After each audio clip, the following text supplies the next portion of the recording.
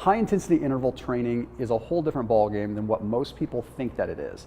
And in this video, I want to give you a breakdown of A, what high intensity interval training really is, but B, what kind of cardio you should be doing when you're intermittent fasting, or what you need to know to at least make an informed decision. Okay, so the first thing I want to talk about before I even get into anything that has to do with fasting is truly give you the breakdown of what high intensity interval training should truly look like and what you're actually trying to accomplish. Most people look at high intensity interval training as just this way to get a crazy lung burner, just an awesome workout where you feel like you just torched a bunch of calories. That's all fine and dandy, but it doesn't always elicit the best metabolic response, and it doesn't always elicit the best body composition response. You don't always get the desired outcome. You may feel like you accomplished something, but that's not because high intensity interval training is bad, it's because most people are doing it wrong. Here's the thing. When we're doing high intensity interval training, we are activating the anaerobic system of the body. So I want you to think of high intensity interval training cardio the same way that you would think of weight training. Weight training operates with the same metabolic business in your body that high intensity interval training does. It's utilizing carbohydrates as a source of fuel. Okay, so what that means is you're in that rep range of maybe 6 reps all the way up to 15 reps in the weight room. Well, it's the same kind of thing that you're burning when you're doing a high intensity interval training workout. So let me give you an example of what most people think HIIT looks like. Most people will go ahead and they'll do like 1 minute of high intensity exercise and then 1 minute off. Then they'll go back and they'll do 1 minute on and 1 minute off.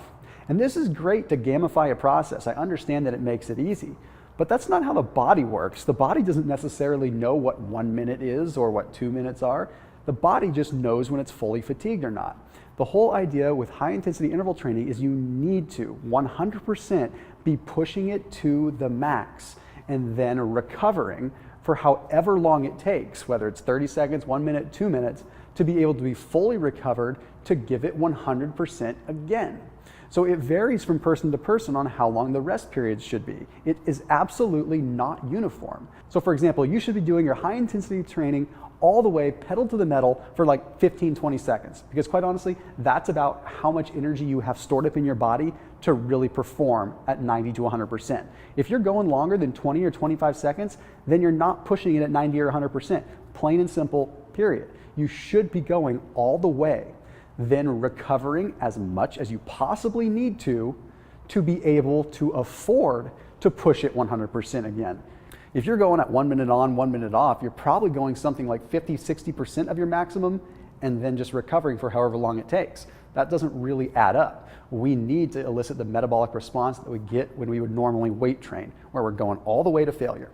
Okay, so now let's talk about how this applies with fasting. When you are in a fasted state, your body is not utilizing carbohydrates as a source of fuel. When you are fasted, your body is using ketones. It's using fat. It turns fats into ketones. When you are doing high intensity interval training, you're utilizing carbs. Now, I hear a lot of people talking about how high intensity interval training is going to help them get into a fasted state easier.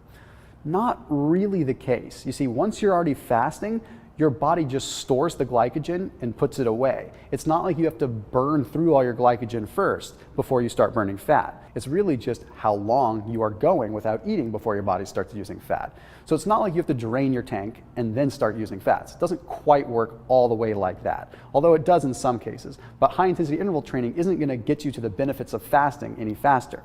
If you like to do high intensity interval training, it should simply be because it feels good and because you want to get the maximum heart rate benefits. That's all there is to it. I like HIIT because it feels good. I get a good mental response from it.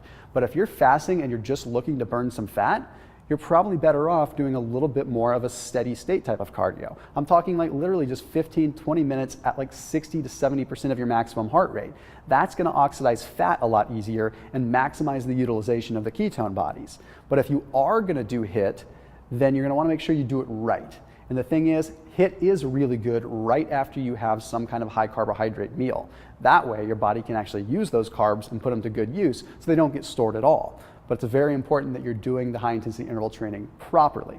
Now, when it comes down to timing your cardio later in the day, if you are someone that cannot do cardio in a fasted state, you have to do it after you've eaten, well, you're someone that might respond well to doing high intensity interval training as a form of cardio. but after you ate. So that would make sense only if you are doing your cardio at the end of the day after you've already broken your fast. If you're doing your cardio in the morning while you are still fasted, you have to make an honest, informed decision with yourself what you are after. Are you trying to burn more fat, or are you trying to get more of a mental benefit?